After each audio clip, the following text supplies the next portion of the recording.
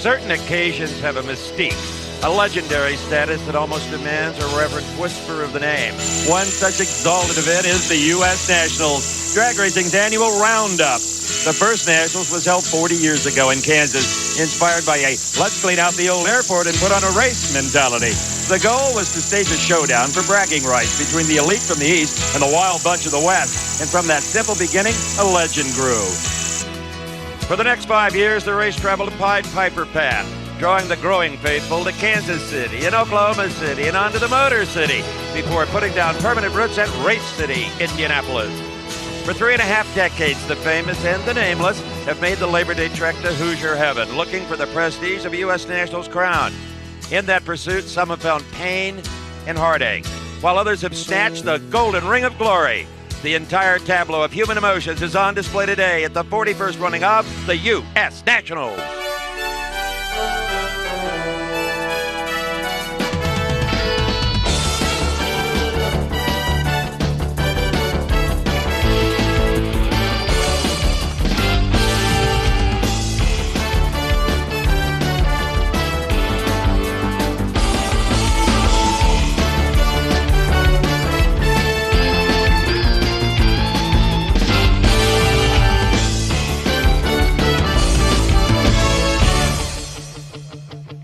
American Sports Cavalcade proudly presents the granddaddy of all drag races from Indianapolis Raceway Park, the 41st NHRA US Nationals, a capacity crowd attending on a picture-perfect day.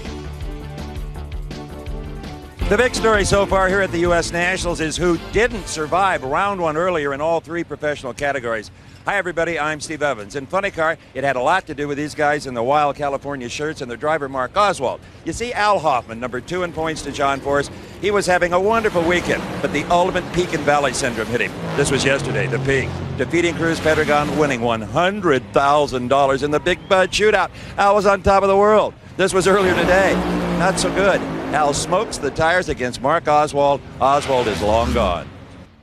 It's not over yet. I mean, we hated to lose in the first round here. It happened last year against Oswald too, but something happened with the tires there. I could feel it on the burnout, and if you look at them right now, I mean, one tire is half off the rim, so it just shook real hard, and it wasn't going to go anywhere. But Oswald has no gimme in the second round. He's up against Cruz Pedregon, who got his first ever 300-mile-an-hour run here this weekend. Now, Cruz's brother Tony, he's been making some big noise too. Well, the wrong kind, actually. This was the final qualifying session. Kaboom! The Larry Minor Oldsmobile, the body exit stage right. But guess what? As badly hurt and charred as that car was, they borrowed a body from Del Worsham, who failed to qualify and actually got through round number 1. Now, Tony Pedregon has got a tough one in round number 2. They don't get any tougher than John Force. John is tearing this place apart. He bobbled a bit in the Big Bud Shootout in the second round, but he has the 5 quickest elapsed times of the weekend for the Funny Car competitors. A similar story in Top Fuel. Here's Rob Shaheen. Steve, if you're one of the 16 drivers to make it into final eliminations here at the U.S. Nationals, you obviously are good enough to win the race. Tommy Johnson Jr. and Scott Coletta, the number 1 Winston points leader right now in Top Fuel, squared off in round number 1. Both drivers are concentrating on battling the racetrack. Tommy Johnson Jr. got a hold of the racetrack just a hair better than did Scott Coletta. He now advances on to round number 2. You like taking the points leader out first round, don't you? They said, be ready. It might smoke the tires, and sure enough, I actually slowed down in the car so I could go faster. I slowed myself down. I tried pedaling it once. It wouldn't hook up. I said, okay, nice, calm, easy, let's go. That loss opened the door for this guy, Corey McLenithan, who is currently number 2 in the Winston Top Fuel point standings, had the opportunity to square off against Ron Capps in round number 1.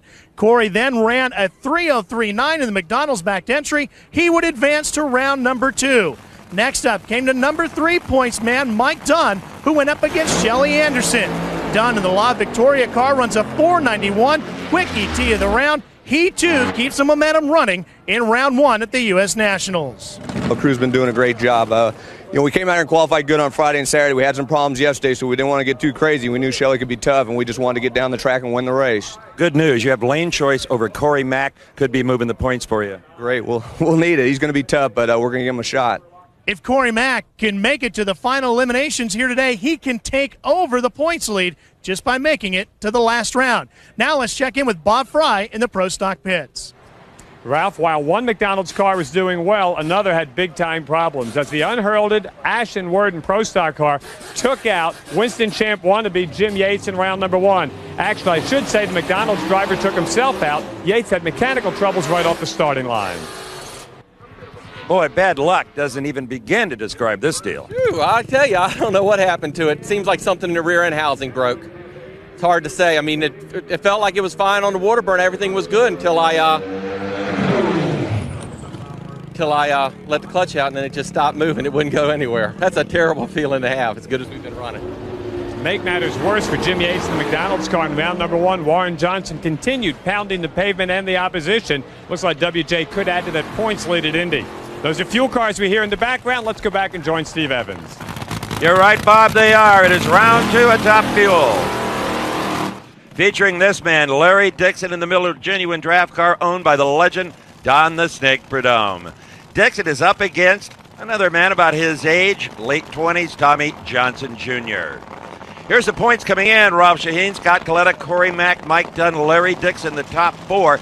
Each has won 3 races. But Dixon has not been past the second round since May and has gone out first round most of those events, and that has really sunk him. Steve, as Wendy Johnson backs her brother Tommy into the staging areas, that you can see from those points that it's a golden opportunity for a lot of these drivers to pick up some points and maybe move things around. Tommy Johnson Jr. has only been in one final round this year. Brainerd, maybe at Indy, he can change things around there. Well, Larry Dixon qualified 12th at a 490 and stopped Blaine Johnson in round number 1. And it was a tire smoker, much like we showed you Tommy Johnson against Scott Coletta. So neither of these drivers can have total confidence in their automobiles right now unless things have been changed in the bell housing department to prevent that loss of traction. Round 2 action, Top Fuel, the U.S. Nationals. 2 young drivers that will be around this sport for a long, long time. They pre-stage, that's the top yellow light, just an indicator that they're close to the starting line. Once all 4 lights are on, a flash of yellow, 4/10 of a second later, the green.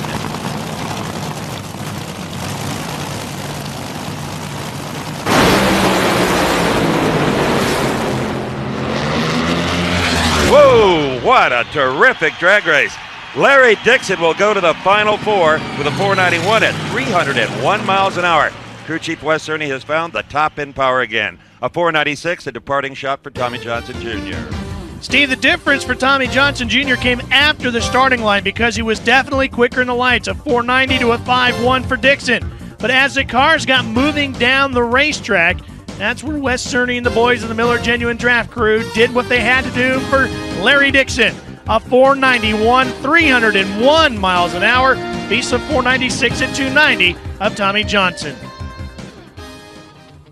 Larry Dixon climbing out of the car. He will move on to the 3rd round, the semifinals, where Larry Dixon is going to go next. Stay with us. We're coming back for plenty more of the U.S. Nationals right here on American Sports Cavalcade.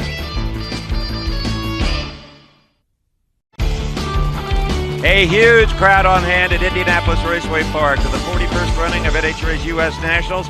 I'm Steve Evans along with Ralph Shaheen and Bob Fry, and this is race number 2 in round number 2 of Top Fuel, and it will pit Pat Dakin up against Bob Vandegrift Jr. And Jr., this is Pat Dakin. Jr. in the other lane is a huge story here this weekend. He had lost his sponsor at the end of 94, makes a return with the new sponsor, Jersey's, a sportswear company, on the side of his car, and qualified, listen to this, number 3 at 482, 300, beat Al Segrini in round 1. Pat Dakin, out of Ohio, qualified 11th at 487, a great run for him, and he stopped defending champion Connie Galetta in round number 1. So both these drivers bring some very impressive credentials to the starting line. Vandegrift ran a 4.8 and a 4.7 with this car at the end of 1994. They put the car in the corner of the race shop and left it there. He feels, Steve, that this car, with a new sponsor on it, can be every bit as quick as anything else here this weekend at Indy. And so far, he's proved it. The layoff, though, has hurt his reaction times. Let's see if he can improve here. Terrific start. Dakin with problems losing cylinders. Vandergrift with his best reaction time of the day, a .498, being perfect. Whipped in with a 489 at 298. Lower left time of the round so far. Here comes the next pair already set to go, and this is going to be a huge one because number 2 and number 3 and the Winston points for the top fuel division are rolling in, getting set to go. Mike Dunn in the La Victoria car. You see Frank Bradley making final adjustments there. And Corey Mack in one of Joe Gibbs' McDonald's cars, a top fueler, going head-to-head. Let's go down to Steve with Bob Vandergrift. I know it's kind of corny, but you are the comeback kid. Oh, it's great to be back, Steve. I can't believe how well we're doing. We're tickled to death. A little rusty on the tree, but the elapsed time is there 489. That's great. Yeah, it's taken me a little while to get back into the swing of things, but the more runs I make, got a great crew, great team, and they're making up for the driver today. Back here at the starting line, look at Frank Bradley. He looks a little upset at the guys from McDonald's crew, Steve. He's a little concerned that Mike Dunn may be building too much heat in the motor for this racetrack. He'd like to get the car staged and gone. The more heat, the more power. Corey McClenathan qualified number 7 at 487. Beat Jim Head in round number 1 with a rather pathetic 530 at 255. There's Lee Beard, who does not want a confrontation with Frank Bradley. Trust me on that. Now this racetrack getting a little bit slipperier, and the more horsepower, the harder it's going to be to get a grip on it. Dunn near lane, McClenathan far. Woo, and it may be Corey Mack who had a little bit too much heat in the motor as Mike Dunn sizzles to a 491 at 300 miles per hour. Well, this was exactly what Corey Mack did not want to see. He had the opportunity to take over the points lead here this weekend, and once the light goes green, you're going to see Corey Mack's chances of doing that go up in smoke. A 490 reaction time from Mike Dunn. He was hooked up all the way down this racetrack at the far end. Frank Bradley dialed in a 491, 300-mile-an-hour pass for Mike Dunn. Let's go down now to Steve Evans with Mike Dunn. You know, a 491 sounds pretty good, but Bob Vandergrift Jr. in a 489, he's got a lane choice for the next round. Well, you know, Bob's been doing a great job coming back, and they got a great team over there with Dan Olson. But You can outdrive him. well, I don't know about that. You know, I've been doing pretty good lately, and hopefully we'll give them a shot. I think the lanes are fairly even. There's a little bit edge on that left lane, but we'll tune up for that right lane. We ran 481 in qualifying, so we'll be all right. Eddie Hill and Rance McDaniel will be the next pair of cars. Here's Eddie Hill's Pennzoil machine. Ooh, a horrible burnout. You want to smoke the tires to clean them off, to heat them up, to put some fresh rubber. There's something wrong with this race car. It tried to die on him at the end of the burnout. And you can see Eddie looking around in the cockpit like he's trying to get a grip on what's going on. The crew running over to him as Rance McDaniel backs into position. They're working on the reverser, it would appear, towards the back of the bell housing. Now they got it into reverse. Rance McDaniel with a high cowling on his car probably can't see Eddie Hill to his left. It's been a rocky season for the 1993 Winston champ. Let's remember he was runner-up, made the final round here at the US Nationals a year ago. Rance McDaniel in the layback car doesn't run all the national events, but you never can count this guy out. He is a past national event winner. Now his crew looking over at the Eddie Hill saga. Apparently everything is okay. Eddie's wife Ursi, crew chief Fuzzy Carter. Now they're back in on the car again. Fuzzy says, "Get out of my way. I'm the crew chief. Let me do this." This car has shut off, or shut itself off, and what a huge break for Rance McDaniel. At the biggest race of the year, he gets a single run. Boy, and we talked about not wanting to build a whole lot of heat into the motor. Well, Rance had plenty, didn't he? He sure did. He would have liked to have gone all the way down this racetrack for lane choice if he could have got it. Here's Bob Fry with a frustrated Fuzzy Carter. Fuzzy, tell us what happened. Well, looked like we missed a burnout or something. We were rolling up pretty far out of the water to do the burnout, and then he missed it. Then I don't know. We didn't have a neutral position in the clutch, so one of the crew guys knocked it. It wouldn't come out of reverse or out of forward, and then one of the crew guys knocked it into reverse. And coming back to me, I knew it was going to have to go back into forward. And Eddie looks like was probably clutching it and everything, and over-centered the clutch probably and killed the motor, which we just about had it back and forward, so just wasn't their day. All right, here we go for the final four. It'll be Larry Dixon against Rance McDaniel, and Dixon will probably be shocked that he has lane choice. Mike then against Bob Bennegrip Jr., and Jr. will pick the lanes. That's the longest continuous conversation anyone has ever had with Buzzy Carter. Stay with us. We'll be back with more from the U.S. Nationals. Back at Indianapolis Raceway Park, our coverage of the U.S. Nationals continues, and it's time for the Fuel Coupes, the Plastic Fantastic. NHRA calls them funny cars. The first one is going to be Casey Spurlock, who's only got 2 final round appearances, but he is laying claim to the king of the burnout. The fans here at Indy have absolutely gone nuts over this car. Spurlock has burned out to 1,000 feet during qualifying.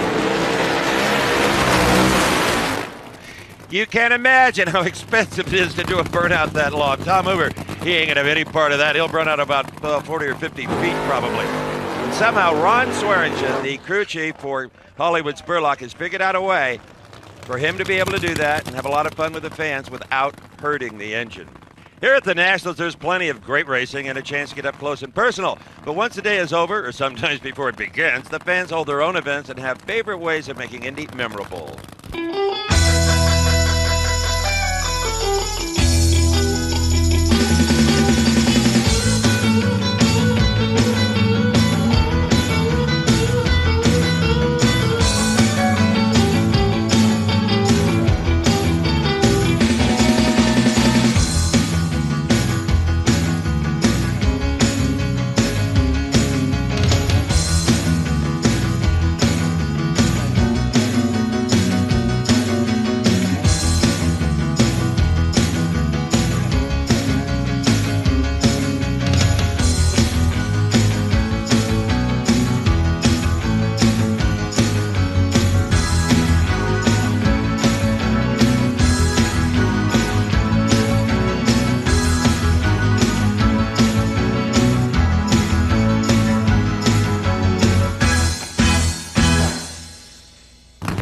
The fans don't just attend the race, they become part of it.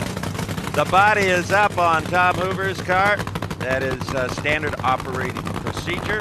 Hoover, the Pioneer Electronics car, beat Jeff Arend in round number 1, qualified 12th. For Casey Spurlock, he's had a terrific weekend, qualified 4th at a 5:14, beat Gary Clapshaw in round number 1. And KC went to the final round last year, only to smoke the hoops.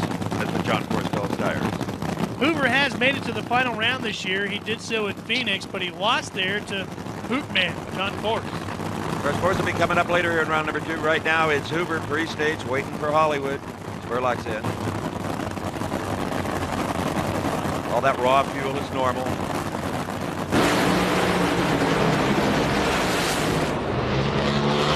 Hoover had the jump, but to no avail. It is Spurlock, a very conservative, probably intentionally, 5:34, I don't know, only 281 miles an hour, but he was really asleep. A 6-1 reaction time, he left tomorrow.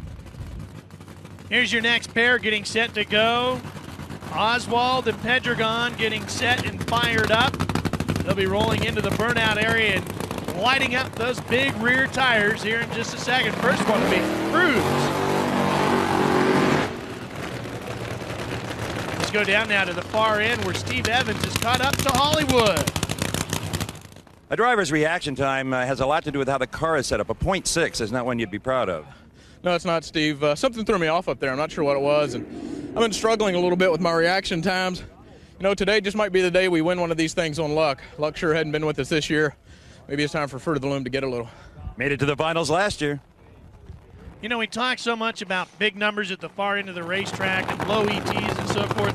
If you don't get out of the starting lights, it doesn't matter what you do at the far end, and he's really going to have to work at that 0.6. Yes, he is, and no matter what happens to Mark Oswald here, his crew has already won Best Appearing Crew. Those great-looking enough burger shirts. Cruz Pedregon, the McDonald's Pontiac, the defending champion, a 2-time winner here at Indianapolis. Burger Wars, McDonald's against In-N-Out, which if you live in Southern California is an institution. And Cruz already with 3 wins this year, picking up victories at Pomona, Englishtown, and Topeka. And now he's getting into what he seems to feel is his time of the year, Steve. Cruz will tell you that middle chunk of the season where Force does so well is not his big time.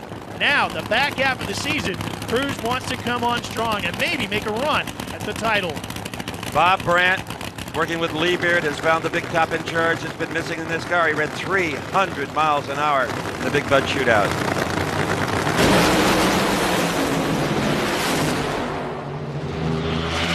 Whoa, Oswald was there all the way, but came up a car length short. Pedregon at 522, 296 miles an hour to Oswald's 524. Pedregon had a huge reaction time advantage that made the victory look like more than it really was. A 477 reaction time for Cruz made a big difference to the 543 of Mark Oswald. But boy, does Bob Brandt and Cruz Pedregon have this car working well. They've been very consistent all weekend, methodically putting up big numbers, and they did it once again. A 522, 296 mile an hour.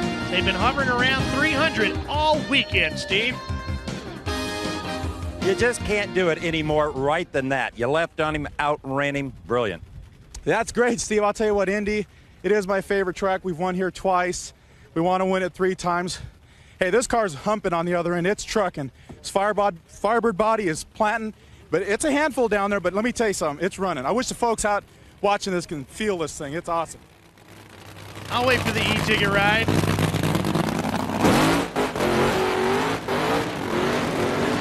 And here's the guy that Cruz has been setting his sights on all weekend, John Force. And now,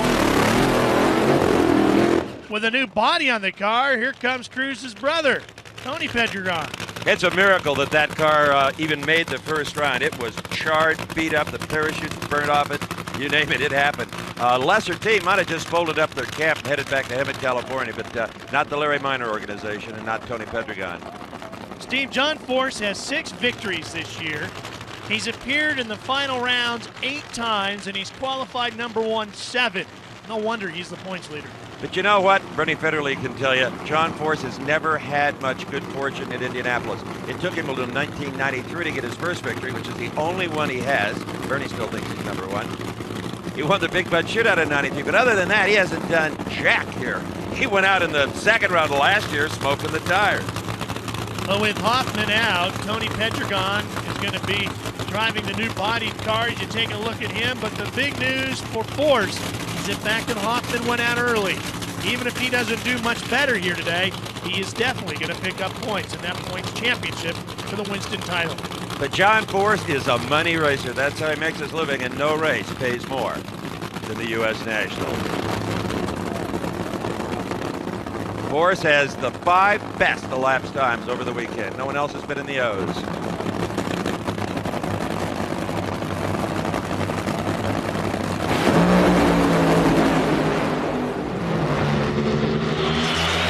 Tony Pedregon left on John, and John's car runs a subpar for him. 5:30 to a losing 5:36. That was almost the upset of the U.S. Nationals. That absolutely would have been it, and what a tip of the hat to Tony Pedregon and the crew at Larry Minor's bunch for getting that car back together into the race and performing this well. And Tony did his job, the quicker reaction time with Force a little bit behind the lights with a 5:32. And at the far end of the racetrack, Austin Coyle, Bernie Federle and the bunch coming together, a 5:32.92. It's slow for Force this weekend, but it's still pretty awesome. Here's Steve. That boy just about ruined your Labor Day. What'd she run? 30. Whoa, my old heap, it's got the second round blues like the Bud Shootout. I hit the throttle and I thought, oh no, this ain't good. This is not good. He was out on me, and she must have mile an hour because she drove around and down to the other end. That's old Minor throwing them big bucks at me. Oh boy, that was a lucky 130. Well, John Force squeaked through that one. They're going to have to dial it up a little bit better if they want to beat Cruz Pedregon in the semifinals. Stay with us at Indy. Welcome back to Indianapolis Raceway Park. You're looking at the final pair in round 2 of Nitro Funny Car. It'll be the youngster from the Cleveland area, Dean Scusa, up against an unbelievable story, and that is Chuck Beal from San Diego. He raced in the alcohol funny car sportsman class for a number of years. We didn't see him for about 5 years, and he's back with a little family-owned funny car that is breaking their backs in the elapsed time department. Chuck Beal has really been on things this weekend, Steve. He's having a great weekend. Got past Chuck Etchels in round number 1. That's how he got here to round number 2. where he's going to match up against Dean Scusa, who's really been kind of up and down all season long, and just waiting for this team with Lance Larson as the crew chief to really get things figured out. They qualified number 6, the best in a long time with a 520, and got by the always tough Gary Densham with a 533 in round number 1. But a lot of teams softened these cars up after qualifying. It's warmer today, the track a little unpredictable, the left lane has been favored, that's why you see Scusa over there. Parks Tower here at Indianapolis Raceway Park, media center to the lower left there. Named after, of course, the founder of the organization and still its chairman of the board, Wally Parks.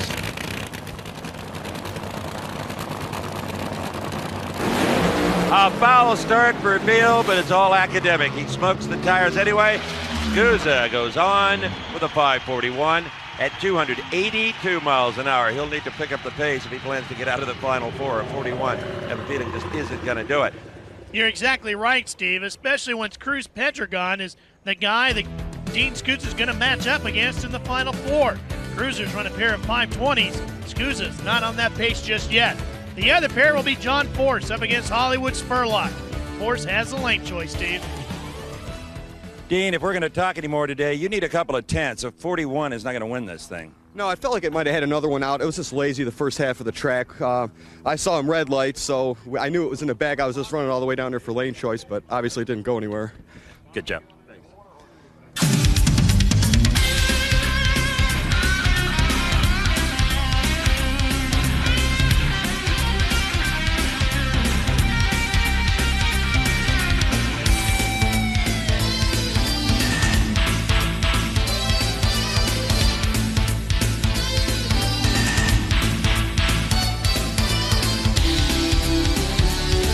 Well, that was just a wet your whistle for the factory hot rods. Coming up in round number 2 here at the U.S. Nationals, it's going to be Lewis Warden up against Mark Powick. A lot of upsets already in this very tightly qualified 16-car field. The Pro Stock car is 2,350 pounds with a driver on board, 500 cubic inches maximum. No nitro here. It's racing gasoline, 2 huge 4-barrel Holley carburetors. In fact, in 1 minute, they can suck enough air to fill the Goodyear blimp. Lewis Warden qualified 15th. He benefited from Jim Yates breaking the rear end in round number 1. And Mark Powick qualified very nicely in 7th, a 7:10, 193. And he beat, much to the regret of the Hoosier fans, Bob Glidden's Ford in round number 1. Talking about Lewis Warden, nobody has won a national event this year from the 15th qualifying spot. I believe Darrell Alderman did it from as far back as 13th. But Lewis Warden with that Bill Grumpy Jenkins motor in there, Steve, just might be able to be the first guy to do it in that 15th position this year. The Grump still knows how to make power, no question about that. They sit there, typical Pro Stock. Who's going to break? Warden's in.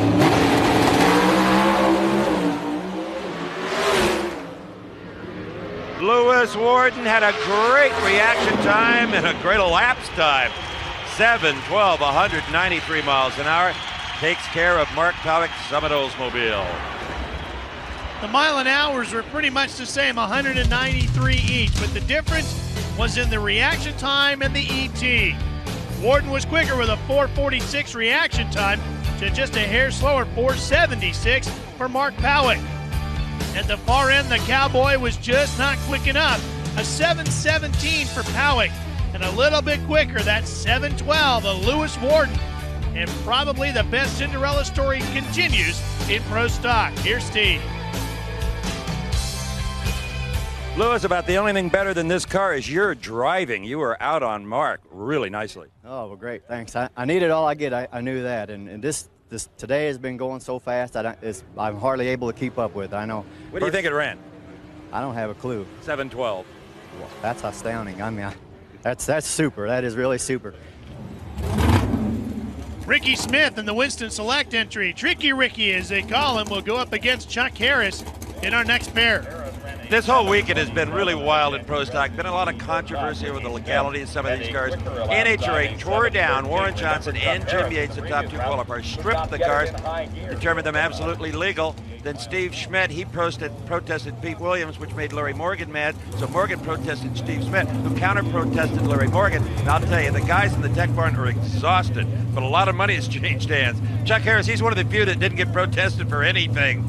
He qualified real well, number 3. Beat Troy Coughlin in round number 1. Smith qualified number 11 at a 7:13, 192 miles an hour. And Ralph, you mentioned Tricky. Well, there's none trickier on the starting line. And Ricky is only here because of hole shot victories. And having a guy torn down is not a cheap thing to do. You got to be pretty mad before you have the tech guys go at it. That's right. You have to post a protest fee of $950 if the car is legal. That owner keeps the money. Actually, 25% goes to NHRA. Smith near lane. Harris far side. The tricky one from North Carolina, Ricky Smith. 7:14. Harris is quicker, 7:13. Smith has done it again on reaction time. A .43 to a .46. Nobody better than Ricky Smith. We'll be back with more pro stock action from Indianapolis Raceway Park. Hang in there with us on American Sports Cavalcade.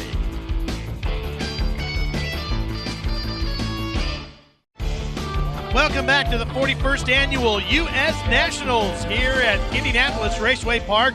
We've got another pair of pro stock cars for you. Kurt Johnson is going to go up against Larry Morgan. You know, I asked Larry Morgan why he protested Steve Schmidt. He said because he protested Pete Williams, said his car couldn't go that fast. I built that motor. He said it was worth the $950 just to keep Schmidt up late. I mean, I'll tell you, these guys, there is nothing they won't do to win.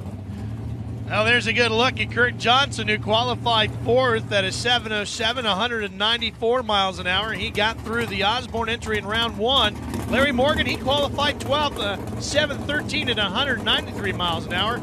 He ran a 7:15 to put George Marnell on the trailer in round number 1. You saw Morgan's crew guy there with a headset on. He could talk to Larry inside the car. And as an announcer at the far end, I hate those radios, because they already know what they ran. I like to tell them. I like to get that emotion. In fact, some of the crews, we got a deal. If the car runs a world record or something, don't tell them. They're pretty good about that.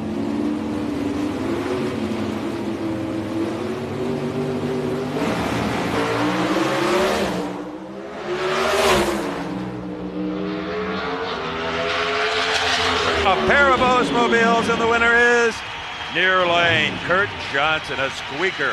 7:09 at 195, and Morgan's losing 7:14, 194. So Mr. Happy Larry Morgan heads back to Newark, Ohio. Here's a look at the replay. The 462 of Johnson was slower to Morgan's 434 reaction time.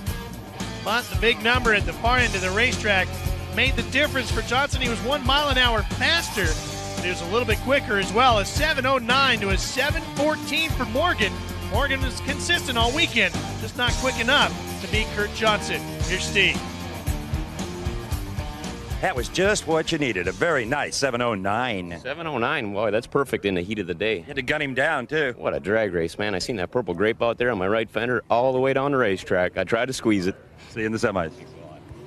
I like that, squeezing the grate. It was a great drag race. And one of the greatest drag racers is up next. Kurt's dad, Warren Johnson, is going to go up against Pete Williams. And Pete Williams, a former pro modified driver. Those are the guys that run nitrous through their system. And I have a feeling that's why maybe his 7:11 in qualifying was a little bit suspicious to some people. The car was torn down, I mean, to the bare frame, and is completely, totally legal. Pete Williams qualified brilliantly at 7:11. That's what got him in trouble at 194 miles an hour. Ran at 7:13 to beat Butter Ingersoll in round number 1. Warren Johnson has won this race the last 3 years, qualified number 1 at 7:04, and dropped Jerry Ekman in the initial stanza. I got to tell you, Ralph, as Pete Williams learns more and more about the clutches in these cars, which are completely different than he was used to running in Pro Mod, he is going to be scary good. Absolutely, Steve. You can see the numbers are posting already. And once they get the trickiest part of these cars dialed in, you're right, they've got the knowledge to go after them.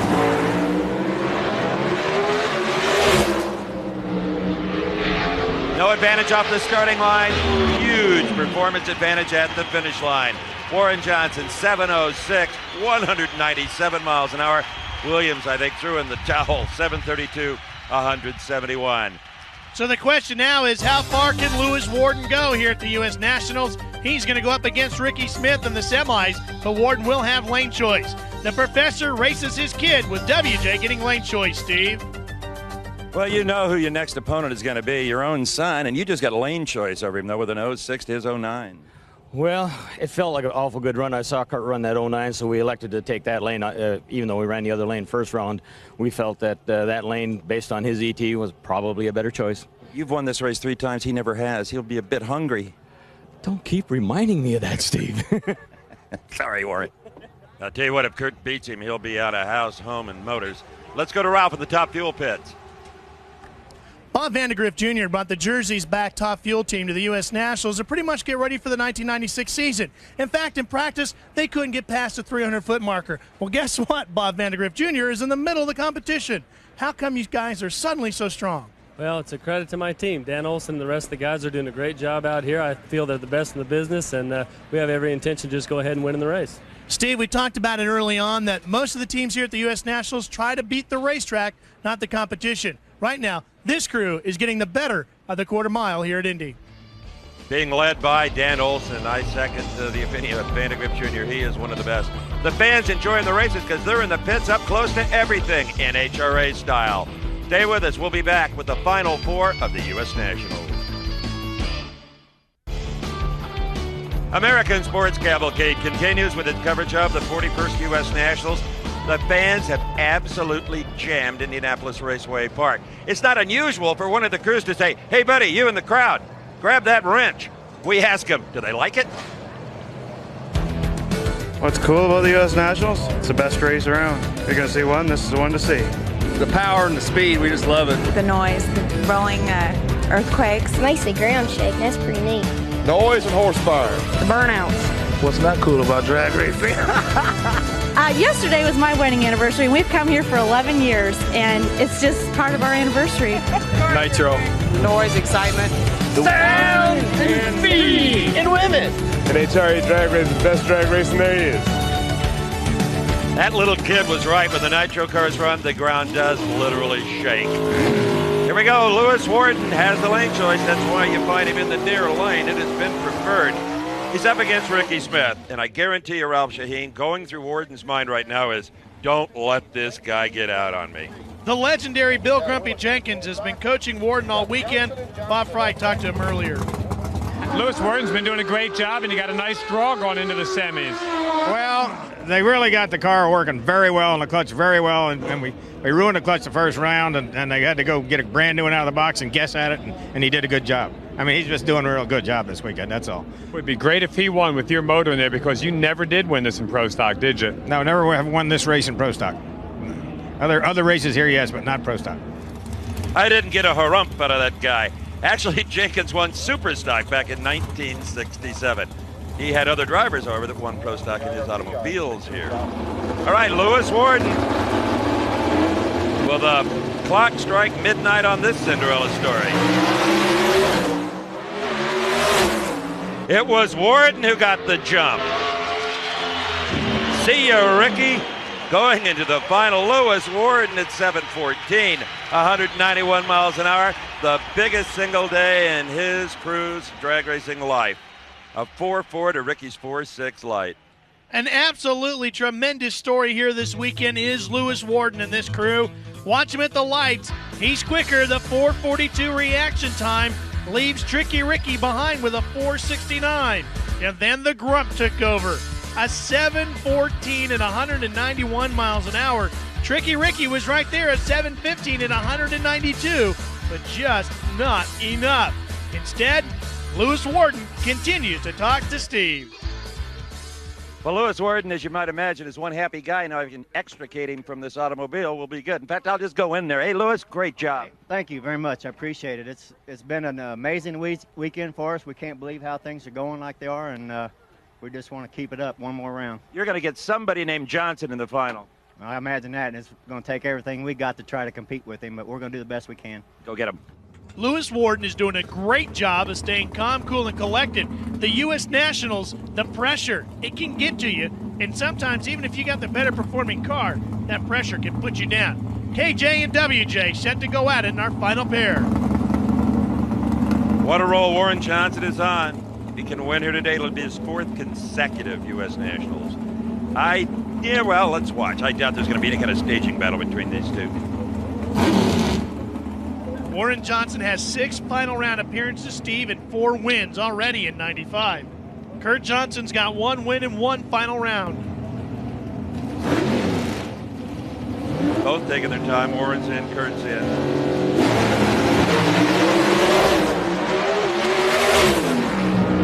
And Kurt Johnson suddenly slows. His dad goes on to win it.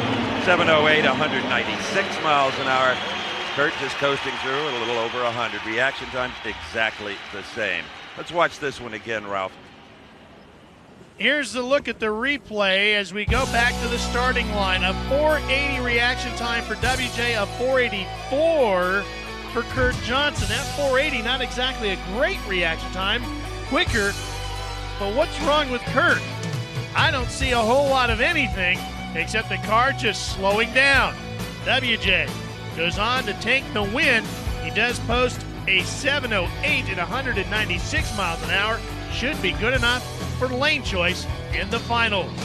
So Warren Johnson will now move on to his 7th final round appearance of this season, where he will match up against Lewis Warden.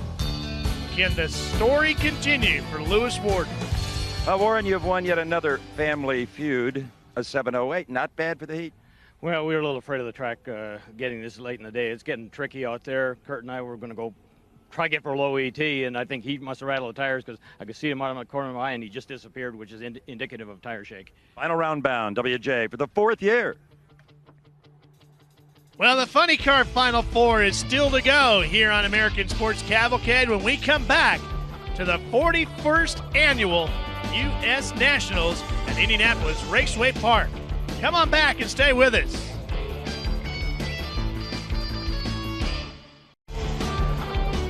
Where did all the folks go? The pits are deserted. Well, they're in the grandstands for the Final Four of Funny Car. Side by side will be John Force and Casey Spurlock. Let's watch the burnouts.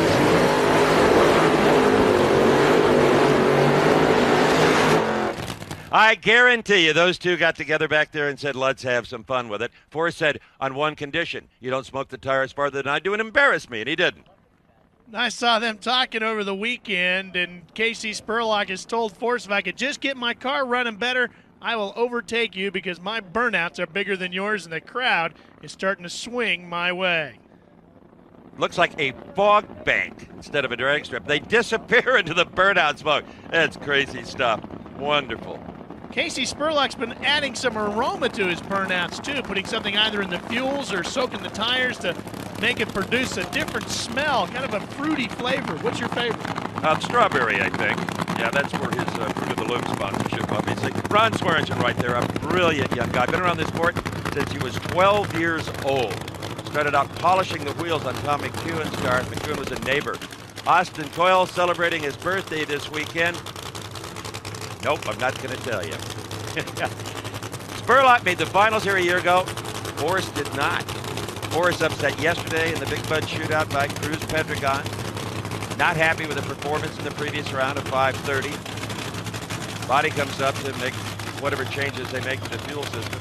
And Force has been talking about how the car tends to trail off in that second round, and the question is now, can Austin Coyle and Bernie Federley dial some more back into the car? Can they find what they lose after that second round? When Coyle has a problem, for years he's always called it a pelican in the tank.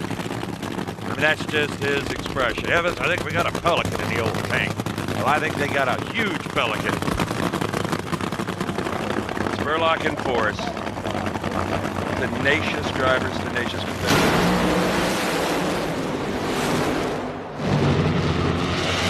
Oh, and a terrific drag race. Force slows down even more. A 5:35 at 283. Spurlock a 5:42 at 252. No speed whatsoever. It was starting to drop some cylinders on the top end. Force is going to be concerned about this. This is just not going to cut it here at the U.S. Nationals. I don't know how John Force is sneaking through round after round. He's quicker at the reaction times, and that certainly helped. A 5:15 to a 5:79. Certainly not the quickest reaction time of the weekend, but good enough. The far end, a 5:35 to a 5:42. 283 miles an hour for Force. He gets through to the finals. He's with Steve. Hey, John, no offense, but the old hound dog was a dog. Man, what's going on over here? I can't even do a good burn-up on anymore, can I, KZ? Well, you know who the signs are, buddy. At least we got them here. But, yeah, I hit the throttle. She was old dead again and just motored down through there and just got around him. I don't know what we ran. She was weak, but we'll take it. It's Indy. Right, guys? And they'll hop it up for the final. Bet on it. Well, a little conversation about burnouts going on here between two of the biggest and the best when it comes to that. Dean Scusa, Matco, Quick Shine 99, up against the biggest and baddest one so far this weekend as far as consistency is concerned, Cruz Pedregon and his McDonald's-backed Firebird. Earlier in this weekend, Cruz Pedregon, watch him in the far lane up against Gordy Bonnet. The elapsed time, he'll quickly forget because the speed was his first ever 300-mile-an-hour run, coupled to a 5:13. And he credits Lee Beard, the crew chief of the McDonald's Top Fuel car, was showing his guys how to soften it up to keep it safe on the low end and just thunder on the big end to pick up that elapsed time.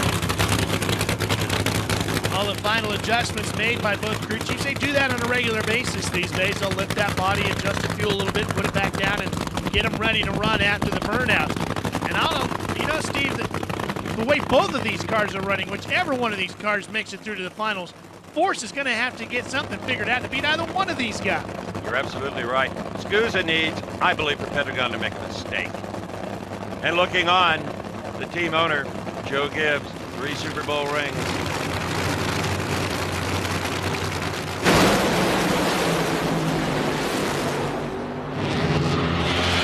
It was Scusa that made the mistakes, overpowering the racetrack, too much clutch probably.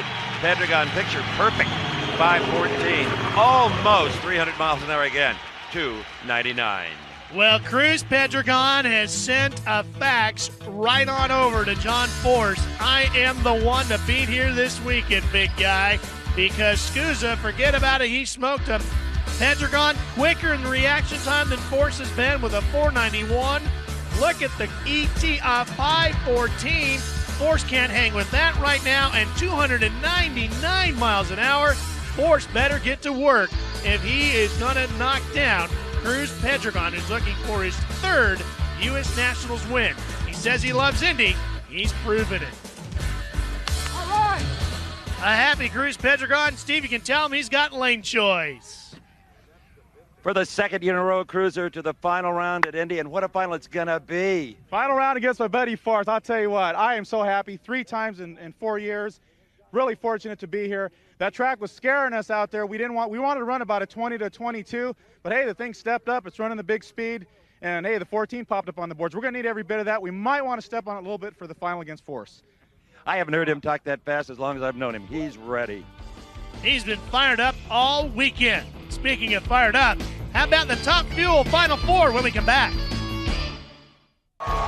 We're back with more action from the 41st U.S. Nationals. Just to whet your appetite, here's an appetizer before the Final 4 of Top Fuel. Fire in the hole! Light 'em up!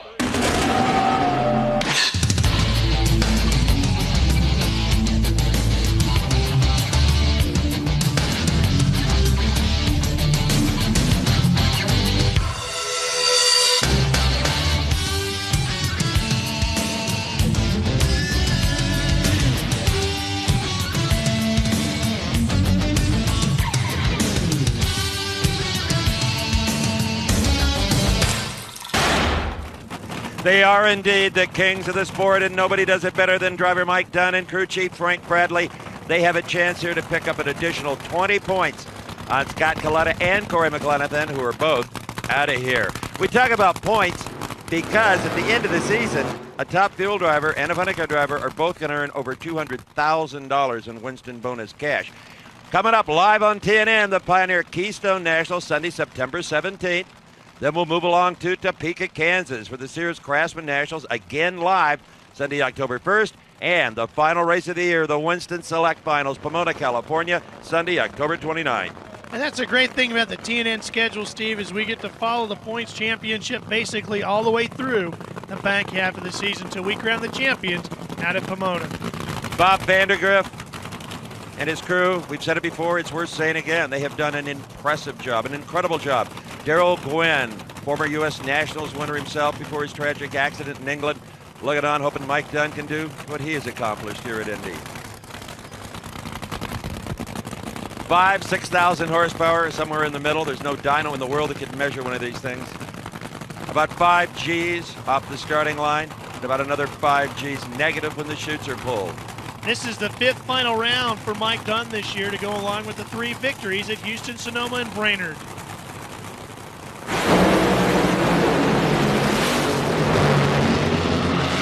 And look at this. It was Bob Vandergriff Jr. who moved first. He moved ahead all the way down the racetrack. Perfect 4.90. Maybe all the track would hold right now. 300 miles an hour. Congratulations, Bob. Bob Vandergriff Jr. and Lewis Warden. What a pair of stories these guys are this weekend. Vandergriff gets off the line quicker, left a sleepy Mike Dunn. A 4.77 reaction time for Bob, a 5.16 for Mike Dunn. See you later, Mike Dunn, because Vandergriff posts a 4.90 at 300 miles an hour. He's ready for the finals. And so is his enthusiastic crew. They get ready to move on. Here's Steve with the winner. The comeback kid, the Cinderella story, call it what you want. You're in the final round at Indy. Unbelievable. It's unbelievable. I mean, we're so excited. Our first race back. My guys are doing a tremendous job. And for all of our teammates back in Alexander City, this one's for you guys. I'll give you a pat on the back for a good reaction time, too. Oh, thanks a lot. It's coming around. I'm starting to feel more comfortable. One more.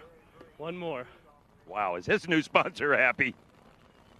Well, Mike Dunn, you can see him in the background. There he is. Frustrated he's not going to the finals, but happy that he picked up some points on both Corey Mack and Scott Coletta. A good sport he is as he congratulates Bob Vandergriff Jr., who is going to square off against one of these two in the finals, either Larry Dixon in the Snakes Miller Genuine Draft entry, or Rance McDaniel, who is another kind of a surprise, Steve, that he too is in the semi. Yeah, but he hasn't done it with paralyzing performance. He's been pretty lucky. It was given to him first by Kenny Bernstein and then by Eddie Hill. Rance from Fresno, California, builds great big race car haulers for a living. The layback systems, manufacturers of wheelchairs. In fact, that was one that Darrell Gwynn was utilizing. They have a great relationship. No one needed a points harvest more than Larry Dixon. All those early round losses in the last few races dropped you clear to 4th. He can make a move here.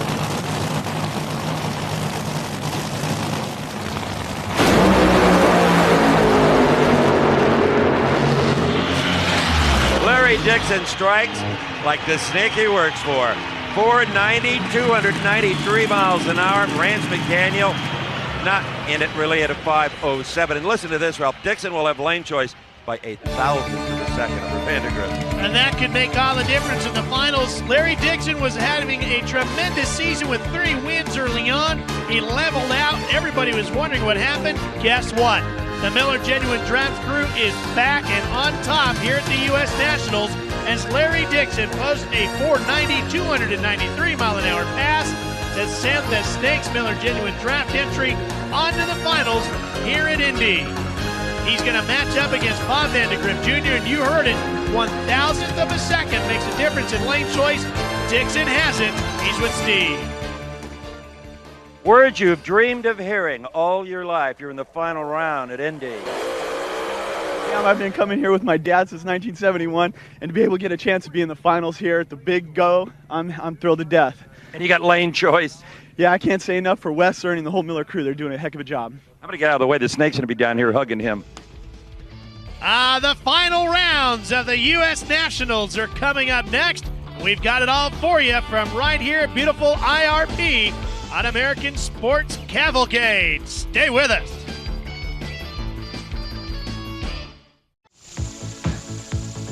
Basically, if it has 4 wheels and an engine, there is a place for just about any automobile in NHRA competition.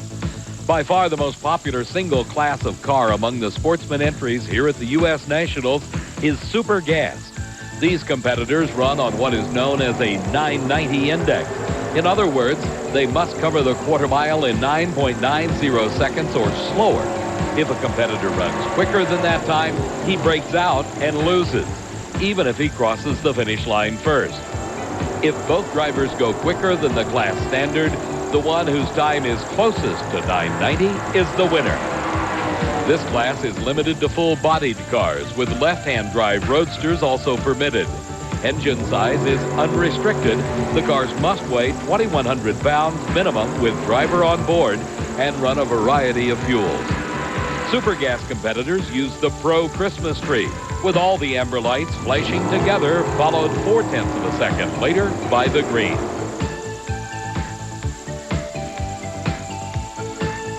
The next most populous class here in Indy is Super Comp, which also runs on a Pro tree, but with the class standard being 8.90 seconds. Many of the technical specifications are similar to Super Gas, but here dragsters are permitted, along with other pure race car designs. Minimum weight with the driver is a mere 1,350 pounds, and some cars reach speeds in excess of 170 miles an hour. For more familiar-looking cars and trucks, Stock Eliminator features 83 different classes based on engine horsepower to weight formulas. Entries must be 1960 or newer. Factory production models with few modifications allowed. Since cars of a wide performance range compete against each other, a handicap start system is employed based on the dial-in, the time predicted by the driver. The slower car gets to leave the line first, followed by the quicker car. Theoretically, on a perfect run, both cars will arrive at the finish line together. The quickest stock class cars run in the 10-second range, with the slowest at over 18 seconds. Similar in appearance but more modified are the cars that run in the 87 separate classes of Super Stock. These also use the dial-in and handicap start system with the breakout, but engine and drivetrain modifications are allowed as long as the body style and power plant have the same manufacturer's nameplate. Quarter-mile times range from 8 to 13 seconds depending on engine weight ratios.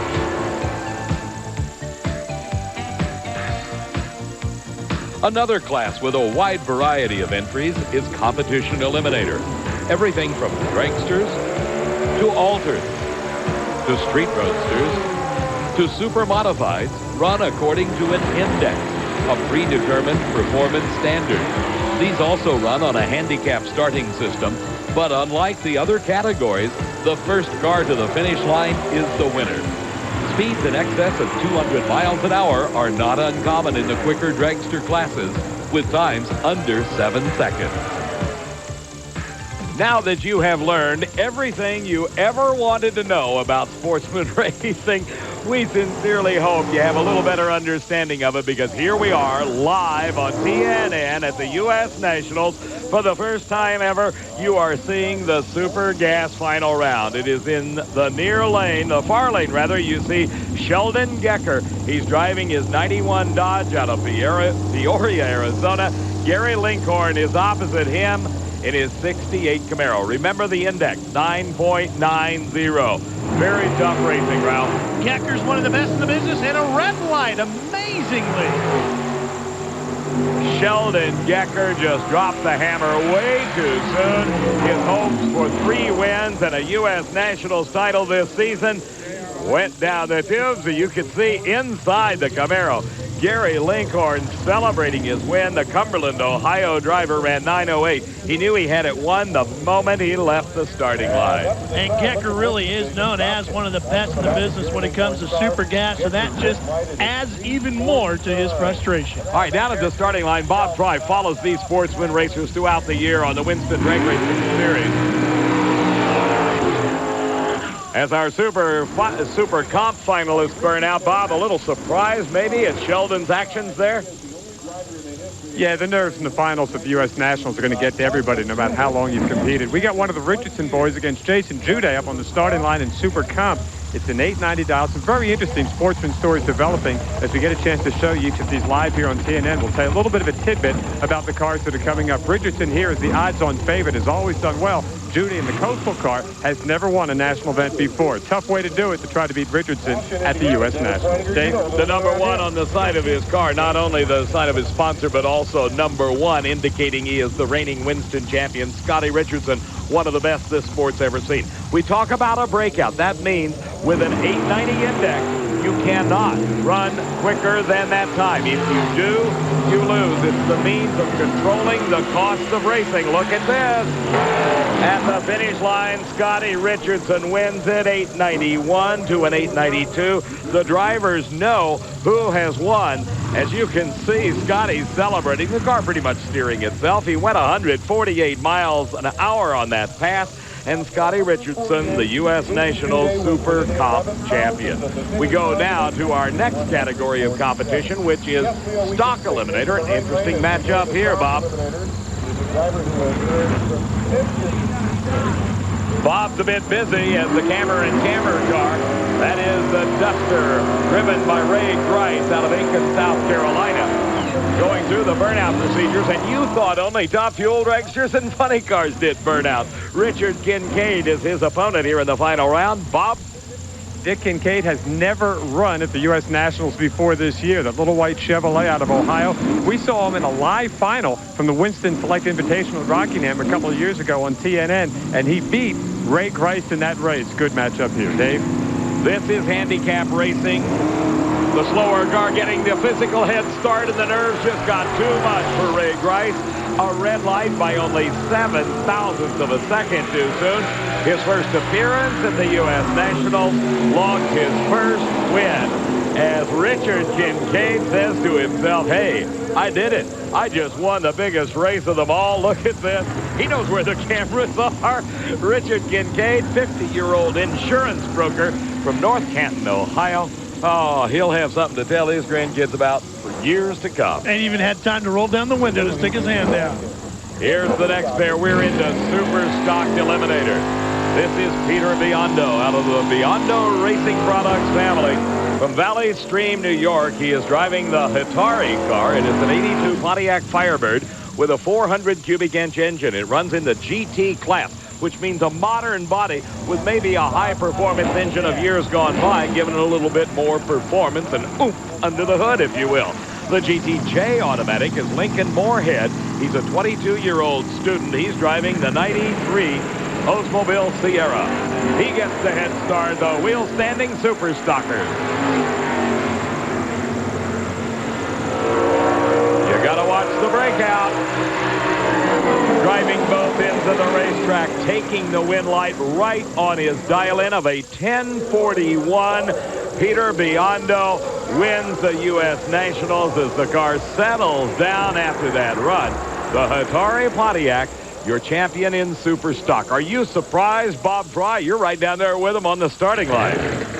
No, I'm really not. Biondo Brothers won 3 races last weekend at the Englishtown Points race. The guy in the other lane, by the way, his name is Lincoln Moorhead. His first name is Abraham. He is the third. That was the Biondo Brothers car that he was driving in the finals against the Biondo clan. So no, I wasn't surprised. The Biondo boys are plenty tough.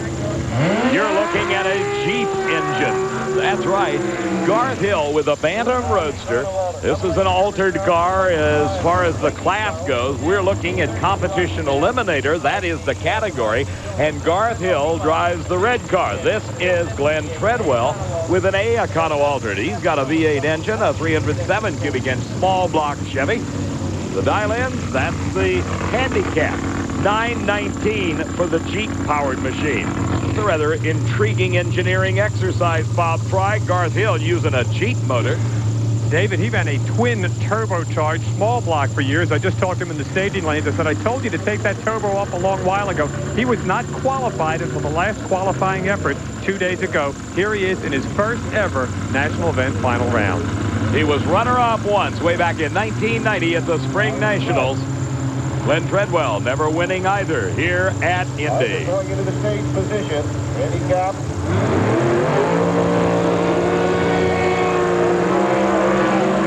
Garth Hill makes a mental mistake. You saw the red light showing. Glenn Treadwell was the winner the moment that bulb went red as the Iacono altered 23T Roadster comes to a safe stop at the end of the shutdown area. He ran 7:73 on that run.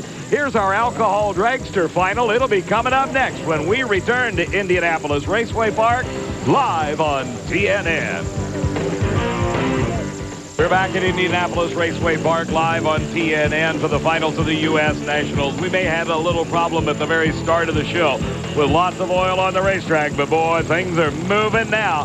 Here is the Miracle Man. Michael Bartone came in as an alternate when a guy could not make first round of eliminations. Bartone came in. He actually qualified 2 positions out of the field. And guess what? Here he is in the finals against Tom Conway. This man out of Seminole, Oklahoma. Bob Pride down at the starting line after this burnout, so we won't completely try to drown you out. Tom Conway is not the favorite in this race. Let's watch him get the tires hot. Then we'll find out what he's going to do to cope with the better performances from Michael Bartone. Down to the starting line, here's Bob. It's interesting you made that comment there, Dave, because I talked with several of the alcohol team members, and they say that exactly. Tom Conway is an underdog right here against a guy that did not qualify. They had some mechanical problems on the Bartone race car. Finally got it all straightened out in qualifying. They've been in the mid-80s for a couple of rounds. Very, very strong runner and one of the few cars to successfully negotiate that left side of the racetrack or the near side of the racetrack all day long. If Conway shakes the tires just a little bit as he has in the last couple of rounds, we're going to have another new alcohol dragster champion. And by virtue of his 587, Michael Bartone was able to select the lane he wanted, and he took the lane nearest our camera. Here's the final in Top Alcohol Dragster live at the U.S. Nationals.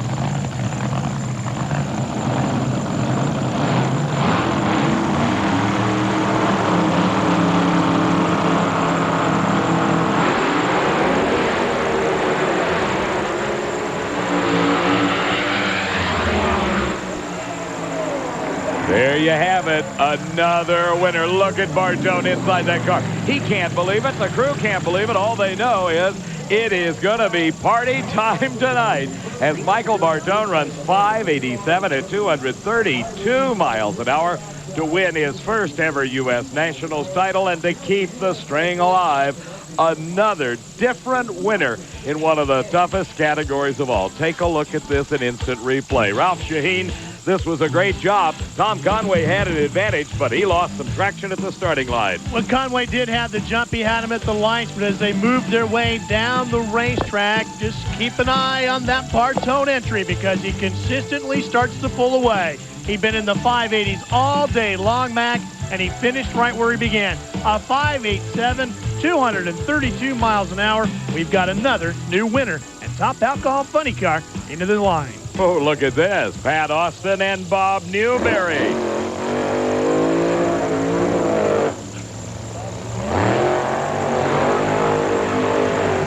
The Castrol Syntec Oldsmobile driven by Pat Austin. Bob Newberry at the wheel of his Oldsmobile Achieva-bodied entry out of Key Auto Parts. Bob Pry, what's the book on this match? Well, the book here is a toss-up. You got a guy coming out of the #1 qualifying position and against the guy that's never won this race before. This one should be a dynamite drag race, and it's probably going to take a 95 or quicker to win this one. Bob Newberry's machine coming in has picked up some valuable Winston points in that chase with Frank Manza because he took him out earlier. Pat Austin has not been to a final here at Indy in quite some time. Both the Top Fuel and the alcohol car have struggled, but he and his father and his brother have this car running real well since the middle part of the season, and I expect this to be a very, very close drag race. Dave? Well, Pat Austin is certainly no stranger to the winner's circle here at IRP. 4 times he has visited that in Top Alcohol Funny Car, once in Top Fuel. But as Bob noted, it has been some time indeed since he has done well at Indy. Now he is just one run away from winning yet another title.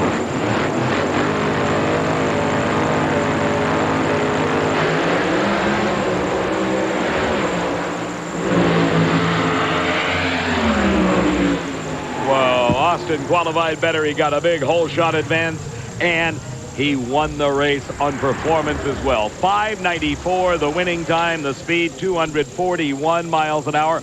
Pat Austin, for the 6th time, wins the U.S. Nationals. Bob? Well, the Pro Stock bikes are on the launch pad here, and these guys look like something out of Star Wars, don't they? John Smith in his Discover helmet getting set to go. The Anoka Ramsey machine as he will move into the finals against the guy that built his engine, Rick Ward, the Ward Performance NCN bike. First time ever live Pro Stock Finals. Samindi coming up. Stick around.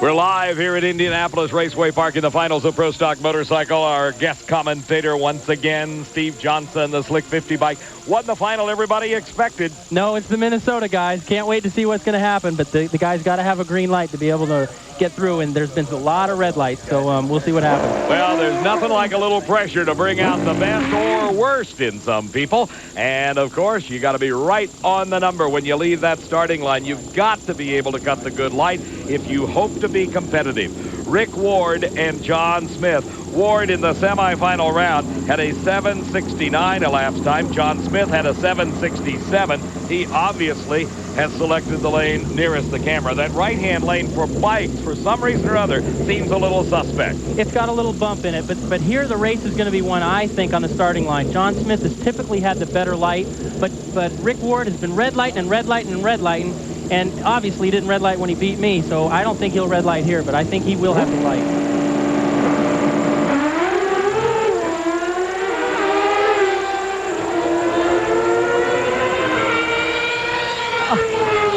There is only 0.02 of a second difference on the starting line, but there is a mile difference at the finish line. 7:67, the winning time for Rick Ward, a 7:69. The losing time for John Smith. Are you surprised as we watch in replay as Rick Ward takes his first ever national event title? Well, the only thing I've been right on today was the guess that Rick Ward was going to cut a light, and he did. He did a great job.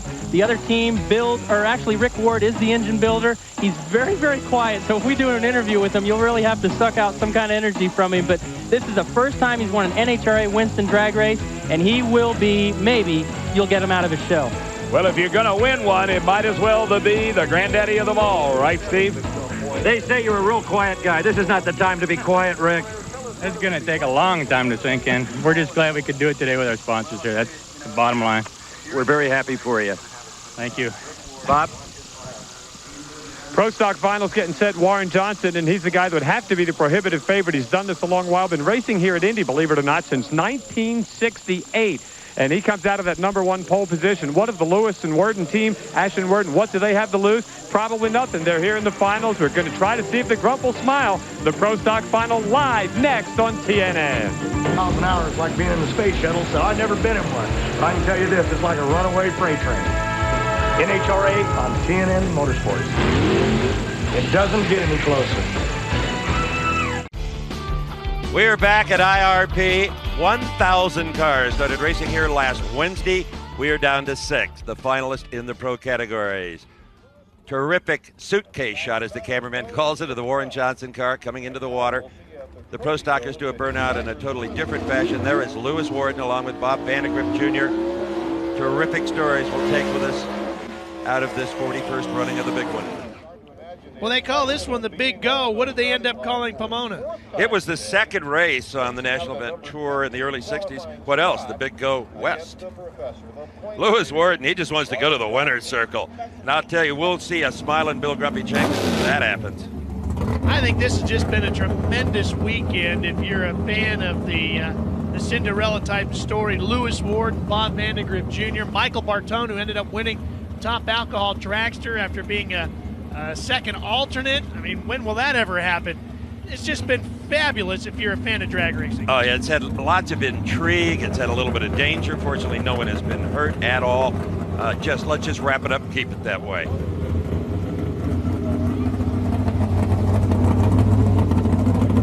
About 1,350 horsepower, if they're not lying to me. Pro stock, lie? Can't imagine that would ever happen. Okay, this is it, the final round, pro stock.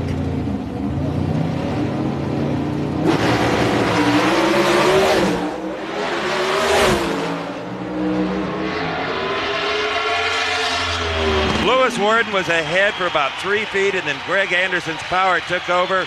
Warren Johnson, his fourth consecutive Indy win at 7:05, 197 miles an hour. We say goodbye to Lewis Worden, a fine shot, given everything he and the Grump had at 7:12. Neither one of the drivers was all that quick in the reaction time department, but Lewis Worden was a hair quicker with a 5:08 to Johnson's 5:19. At the far end of the racetrack, however, Grumpy didn't have enough for the professor. WJ with a 7:05, 197 miles an hour, 5 miles an hour faster than Lewis Worden was with a 192. Here's the WJ man with Steve. I see a sigh of relief more than a smile. I'll tell you, 4 in a row, this is absolutely unbelievable. US Nationals, Indy, everything that it means more to us, GM Performance Parts, Oldsmobile, AC Rochester Products, Delco Battery, everybody involved that gets this car to the racetracks and gives us the opportunity to do this. 4 in a row, unbelievable. Congratulations, Professor. His 4th victory at the U.S. Nationals, his 5th of 1995. WJ extends that points lead over Jim Yates, who went out very early here this year. This was a very special weekend for one man, NHRA's official starter since 1963, the debut of the Christmas tree. 1995 is Buster's last stand. He's retiring to the air-conditioned comfort of the timing tower. You know, Buster's been a member of NHRA all these years and will continue to be. We urge you also to join. You get 48 issues of National Dragster for just $52, a patch, a decal, a rulebook. And if you call the number on your screen, I'll make sure they send you absolutely free the Great Diamond Video Drag Racing 94.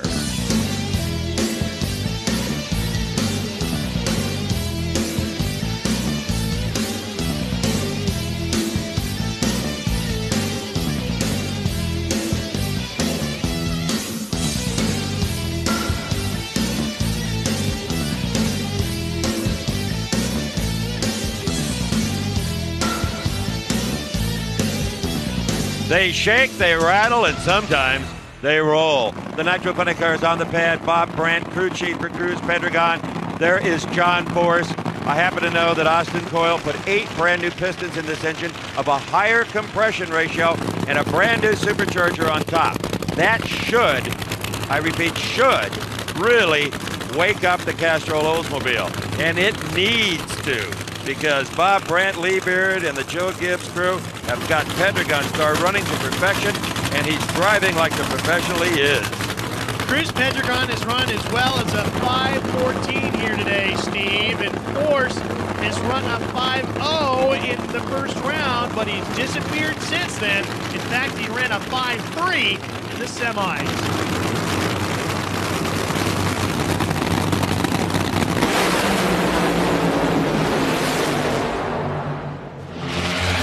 And it's Pendragon by 2 car lengths. Oh my, did they ever respond?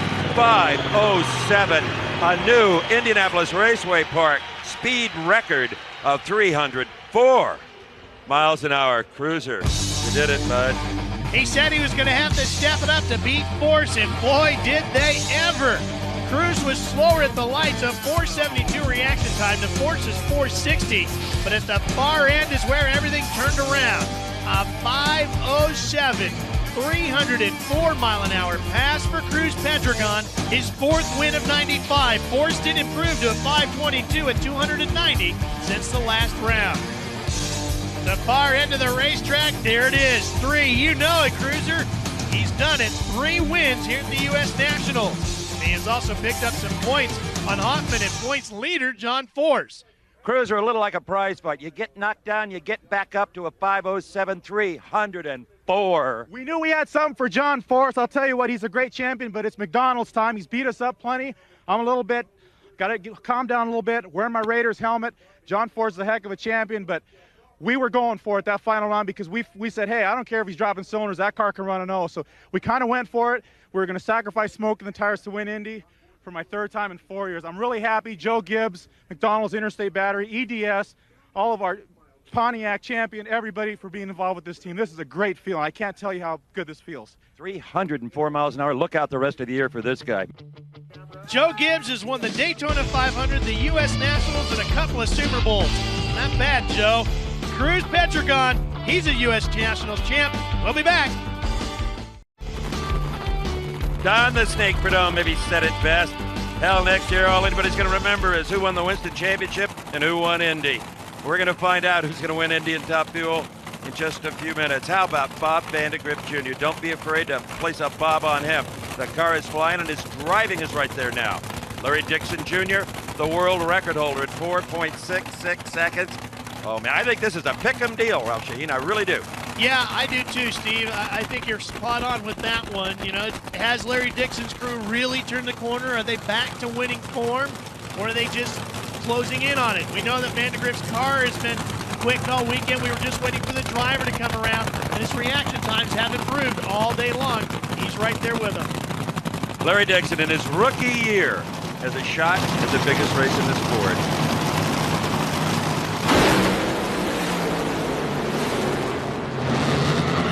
Vandegrift's chute comes out early. Larry Dixon at 4.983, 2.983 has won it for Don the Snake Prudhomme, Wes Cerny, and a crack crew. Did that chute shake out? Did he accidentally deploy it? Unbelievable. Vandegrift did what he had to do. The reaction time was right there. He was quicker than Dixon. A 485 to a 495, but right about here, you're going to start to see the car shake a little bit, and here comes the chute. Oh, what a heartbreaker for Bob Vandegrift. At that point, it's all over with. But Dixon did dial up a good run. A 493 and 293, he wins Indy. You kids out there, don't let anybody ever tell you your dreams can't come true. Right, Larry? Hey, what can I say? I mean, the guys have been struggling all summer. Miller Genuine Draft Crew came back. Goodyear, Purelator, wins, Pontiac GMC. Everybody did a great job. Came back. I'm just happy. I want to say hi to my dad. Hope he's watching. My mom, too. I love you both. Well, that is Larry Dixon's fourth win of 95. What an incredible rookie season. Scott Coletta survives Indy. Let's go back to Steve. The parachute may have come out early, Bob Vandegrift. The motor shut off, and when it threw me forward in the car, I hit the parachute button, but I was done by then anyways. Our congratulations on a great effort. Thank you. A promotional consideration and a fee paid for by the special offer from Diamond P Sports. What could follow the 3 volumes of Diamond P's and They Walked Away series? A 4th, and They Walked Away 4, like its predecessors, captures the most perilous moments in recent motorsports history. Unmerciful tumbles, unbelievable flips, falls, and fires, and in every harrowing incident, the driver beats the odds. Once again, man and machine test their mettle through mayhem in over a dozen motorsports disciplines. You can't find this video in stores. You can't rent it. And anyone who has it won't let you beg, borrow, or steal it. Then how do you get your own copy of And They Walked Away 4? Call 1-800-652-8686 or send $24.95 plus $4 shipping and handling to the address on your screen. 1-800-652-8686 or charge it on your Visa, MasterCard, or Discover card. For Bob Fry and Steve Evans, I'm Ralph Shaheen. So long from Indy. American Sports Cavalcade is a production of Diamond P Sports in association with the Nashville Network.